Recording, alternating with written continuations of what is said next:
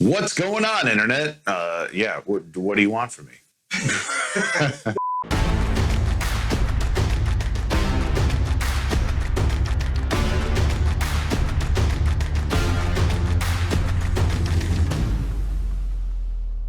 Man, how did I get into pinball? That is an answer that is a little convoluted, but I'll get into it. When I was an animator close to 10 years ago, I was owning an animation studio in the West Loop where I had a whole team of people. We were making commercials, all sorts of fun stuff. It was also a bit of a co-op where animators could come in and just work for a little bit. And I had a friend that went on vacation to Seattle and he came back. He's like, I discovered pinball and it's the coolest thing. And I'm like, I don't care. Let's just work. And he bought a Lord of the Rings pinball machine. And he goes, I can't fit this in my house. Can I please put it in your studio? Because I was building out a brand new studio at the time.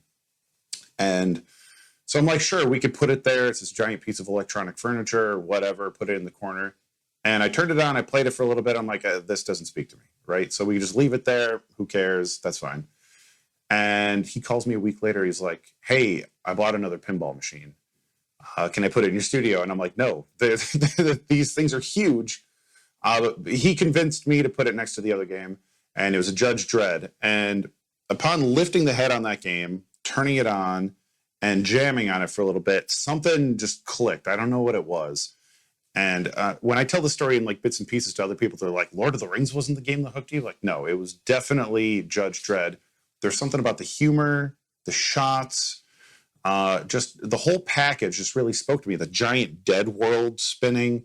And I remember like playing it after hours and going on the internet. It's like, how do you beat Judge Dredd pinball? It's like, you can't beat a pinball machine. I'm like, what is this? And then just falling down that loophole of like learning how to play. And I went to my first tournament at like a GameWorks or something, and Zach Sharp was there. You all know Zach Sharp. His father, Roger Sharp, blah, blah, blah, say the pinball stuff. Zach saw me playing and he pulled me aside. He's like, I could tell you're kind of new, but I could see your passion. I would love to train you how to play pinball. And in my head, I'm like, well, you have to train someone to play this thing that has two buttons, and it didn't make sense. But I was like, fine, let's do this. And very like Mr. Miyagi, Daniel-san, like intense training process. He's showing me all this stuff. He's teaching me to play one-handed, keeping my non-dominant hand behind my back and like playing like this, because that forces you to read the ball sooner, to dead flip more, just all these cool little tricks. And then after months of doing this, the Metallica launch party came around at an Emporium in Chicago. And the night before, I broke my elbow. It was my left elbow. And so I show up to this tournament and I'm standing in line. Everyone's like, oh, Jack, what's going on? Oh, you holding someone's spot? I'm like, no, bro, I'm here to play. What are you talking about? They're like, with a broken arm? I'm like, just wait. And I get to the end of the line and there's Zach Sharp, who's like keeping time with his brother Josh. And Zach looks at me and he looks at my broken arm and he hugs me and he's like, you've been training so hard for this moment and this couldn't be more perfect. And I ended up beating more than half of the people in that tournament. I beat both Sharp brothers. It was phenomenal. And fast forward, I'm learning more about pinball, watching videos, Bowen obviously with the Papa tutorials. And one of the animators in my studio is like, oh, have you heard about Twitch? Like, is there pinball on Twitch? I'm like, well, what's Twitch? Why would I watch someone play video games? That sounds ridiculous. And he convinced me to set up a bunch of cameras to like record my gameplay so I could learn how to get better. And that's where that popped up. And I actually got in trouble with Twitch a lot because I wasn't playing a video game and I was tricking the API to say pinball. And eventually they like partnered me and they're like, hey, you're doing something that wasn't video games. Like this sort of like you're sort of trailblazing here in this avenue that we didn't think was going to be a thing, and work really closely with them. My gear was very duct taped together for a very, very long time. It was just all hobbled together. And I remember having all of my gear and going to the Chicago Pinball Expo, and they were announcing The Walking Dead at the time. And I'm sitting there with all of my gear, I was just killing time in a hallway. And out of one of these doors comes Jody Dankberg, the licensing manager at Stern, and Wei Sin Cheng, who programmed my recent Jurassic Park pin game. They're like fighting with this Walking Dead banner, and I go help them. And then Jody turns to me, he's like, "Hey, you're the guy that does the podcasts, right?" And I'm like, "Close enough, whatever."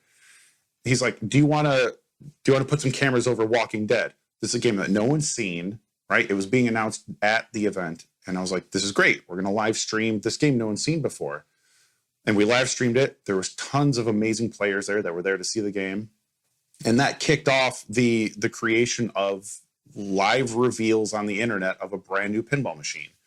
And it also created the relationship I had with Stern. And from there, Stern was inviting me out more to like show off more games. They were sending me games to my animation studio.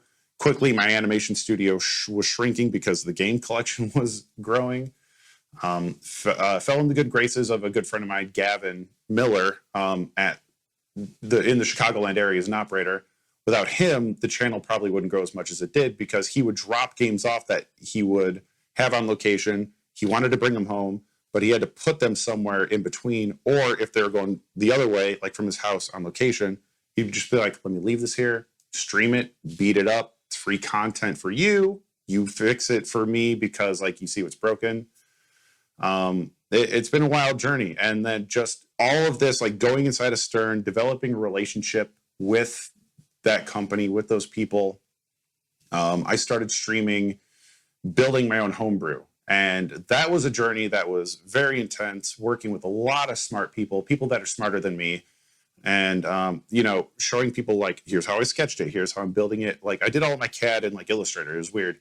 But having people help me with the electronics, people helping me with like CNC routing and bringing a game to life. And then once the machine was fully flipping, that's when George Gomez called me and he's like, "You showed me with this game that you have like what's the word I'm thinking? You have like the passion to like see something like this through." He was willing to talk to me about working on a commercial product. And that just absolutely blew my mind. He brought to me the idea that he's like, "Why don't you try making this like this home version of Jurassic Park?"